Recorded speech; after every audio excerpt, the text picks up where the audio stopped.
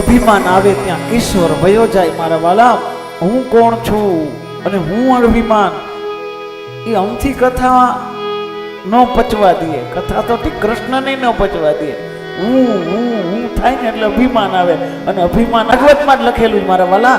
ભાગવતમાં ઉદ્ધવજીએ પૂછ્યું ને, હે ભગવાન, હે કૃષ્ણ, તમે બહુ કૃપા કરો તો શું દ્યો? તમે મનુષ્યને શું દ્યો? ભગવાને કીધું છે, હું બહુ કૃપા કરું તો સને સને સને એનું ધન હરણ કરી લઉં. જેમની ઉપર કૃષ્ણ કૃપા કરે ક્રમે ક્રમે સને સને એનું ધન હરણ કરી લઉં.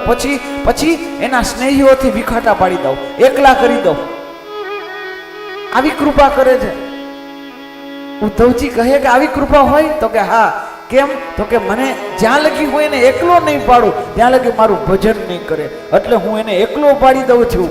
અને યાદ રાખજો, જેટલા એકલા થઈ ગયા ને એ ક્યાંય મૂંઝાતા નહીં, કારણ કૃષ્ણએ તમને એકલા પાડ્યા છે. એ ઈચ્છે છે તું સંસારમાં નો રહે, તું આ સંસાર સાગરથી છોડી અને સુરેશમાં તારું મન લગાય. જ્યાં એકલો પડે માણા, સમજી લેજો કૃષ્ણ કૃપા ચાલુ થઈ ગઈ. જો તમારું ધન જાય તો ઠેકડો મારજો. જ્યાં ધન જાય તમારું તો સમજી લેજો રોડતા નહીં, કારણ આ કૃષ્ણ સને સને આની પદ્ધતિ જ આ છે. આ રામ જેવો સીધો નથી, આ કૃષ્ણ છે.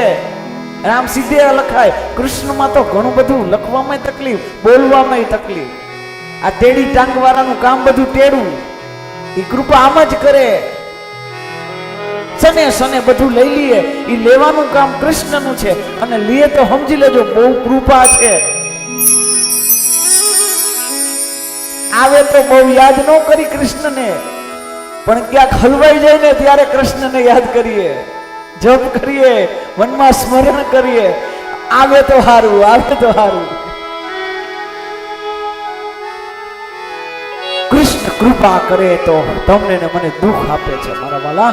તો અભિમાનથી ભગવાન છે ને બહુ ઓહો. તો કૃષ્ણ જેની ઉપર કૃપા કરે ને એને દુઃખ આપે. અભિમાનથી કૃષ્ણ આઘા. જ્યાં અભિમાન હોય ત્યાંથી કૃષ્ણ છેટા. જ્યાં દુઃખ હોય ત્યાં કૃષ્ણ નજીક. અભિમાનથી કૃષ્ણ જતા રહીએ. ગોપીઓને અભિમાન આવ્યું છે, મારી હારે મારી હારે મારી હારે. કૃષ્ણને અભિમાન. અને જ્યાં અભિમાન હોય રાધાજીને લઈ જાય. આમ તો આખી ભાગવતમાં રાધા નામ નથી, આખી ભાગવતમાં રાધાજીનું નામ જ નથી.